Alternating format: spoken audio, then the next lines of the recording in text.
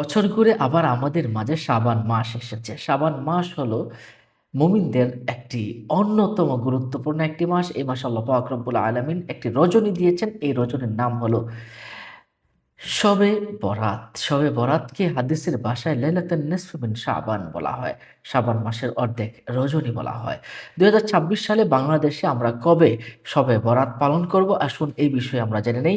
আগামী আমরা ৩রাই ফেব্রুয়ারি, ৩ই ফেব্রুয়ারি রোজ মঙ্গলবার দিবাগত রাতে আমরা বাংলাদেশে শবে বরাত পালন করব ইনশাআল্লাহ। সম্মানিত দর্শক ও শ্রোতা, এই রাতে আল্লাহ পাক রব্বুল আলামিন অসংখ্য মানুষকে ক্ষমা করে দেন। এই বিষয়ে রাসূল করিম সাল্লাল্লাহু আলাইহি ওয়াসাল্লামের একখানা হাদিস আমরা উল্লেখ করতে চাই। ইন্নাল্লাহা ইয়ারহামু উসাতা উম্মতি ফি লাইলাতিন নিসফি মিন শাবান। আল্লাহ পাক রব্বুল আলামিন শবে বরাতের রাতে আল্লাহ পাক এত পরিমাণ মানুষকে আল্লাহ পাক ক্ষমা করে দেন যে মিন বিআদাদি শুউরিন গানামি বানি কালব রুবাই ওয়া মুদার। বনু কাল, বনি রবি, বনি মুদার নামে একটা গোত্র আছে। তাদের অসংখ্য পরিমাণে মেষ ছিল। তাদের মেষের শরীরে যে পরিমাণ পশম ছিল তার চেয়ে বেশি পরিমাণ মানুষকে আল্লাহ পাক রব্বুল আলামিন ক্ষমা করে দেন। সুবহানাল্লাহি ওয়া বিহামদিহি। আবু বকর সিদ্দিক রাদিয়াল্লাহু তাআলা আনহু থেকে একটা হাদিস আমরা পেয়েছি।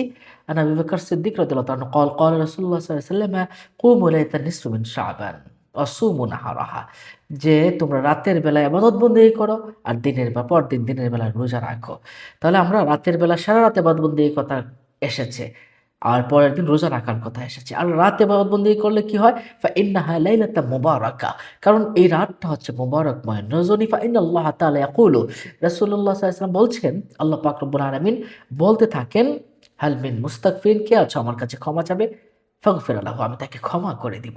হাল মিন মুস্তারজিকিন, কে আছো আমার কাছে রিজিক চাবে? আমি তাকে রিজিক দান করব।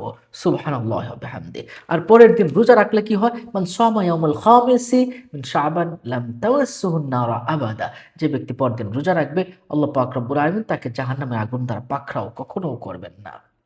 তাহলে রোজা একটি রাখতে পারেন অথবা ২টি। ২০২৬ সালের মঙ্গলবার সারাদিন রোজা রাখতে পারেন অথবা বুধবার, এই ২টা দিন রোজা রাখতে পারেন। আর যারা একটা রাখবেন তারা বুধবার রোজা রাখবেন ইনশাআল্লাহ। সম্মানিত দর্শক ও শ্রোতা, অন্য মুমিন ও সবাইকে জানাতে শেয়ার করে দিন। আসসালামু আলাইকুম।